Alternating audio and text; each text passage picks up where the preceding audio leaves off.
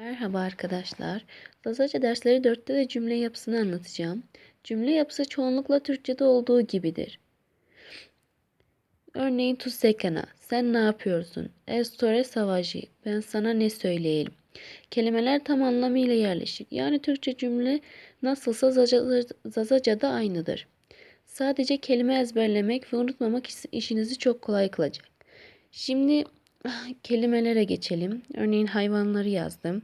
Heş, ayı, dongus, domuz, vızık, arı, meş, sinek, lüye, tilki, mlaun, kertenkele, mor, yılan, her, eşek, oster, at, manga, inek, gok, dana, cücük, civciv veya kuş iki anlamada gelebiliyor.